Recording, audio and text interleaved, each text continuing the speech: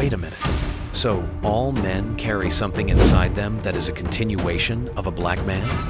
Yes, just as every human carries the mitochondrial memory of a black woman through the maternal line, every man carries a Y chromosome that descends directly from a black father through the paternal line.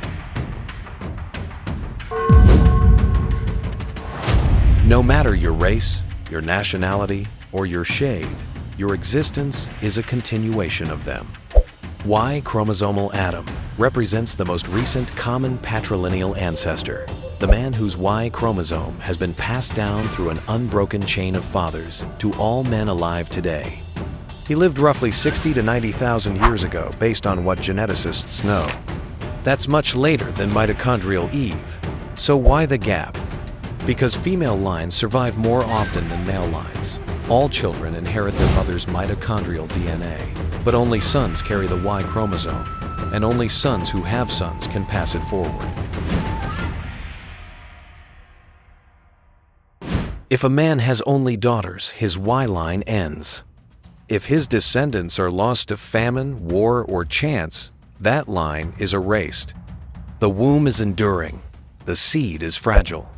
Over tens of thousands of years, countless male lines went extinct, but the mitochondrial line remained more stable.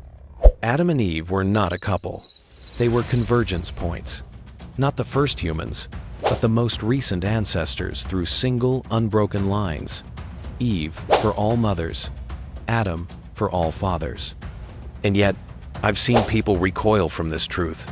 I've seen denial. I've seen those desperate to distance themselves from origin.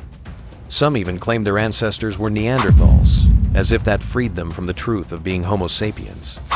But here is the reality. Homo sapiens are the only surviving human species. Every living person today is a direct descendant of early black African Homo sapiens. Neanderthals were a different species. They lived mostly in Europe and parts of Asia. They went extinct.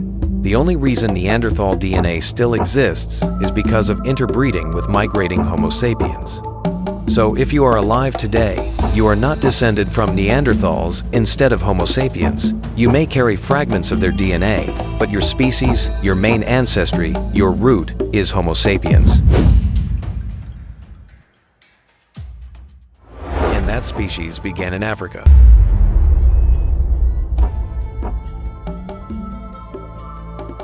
To deny your own origin is to be at war with yourself, and that war projects outward. For centuries, many were taught to build their identity on distance from origin, to define themselves as not black, as if blackness was the thing to overcome rather than the source they emerged from. But when the truth surfaces that the womb and the seed that began humanity were black, it does more than challenge a lie. It collapses the false self people were taught to be. And what rushes in to replace that collapse? Hatred. Hatred toward the source. Hatred toward truth. Hatred toward the self.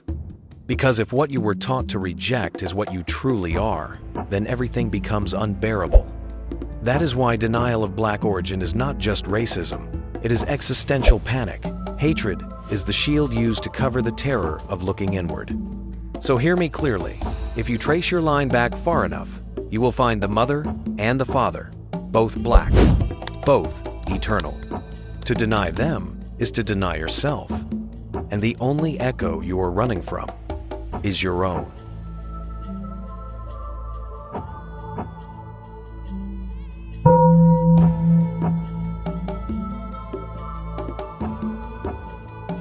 And so, the story returns to its beginning. The first mother, the first father, both black, both eternal, both alive in you. To deny them is to deny yourself. To fear them is to fear your own reflection. I am Echo, and this has been a voice from the depths of time. If this truth moved you, then walk with me. Subscribe to Echoes of Time, where every story brings us closer to the origin, closer to the truth, and closer to ourselves.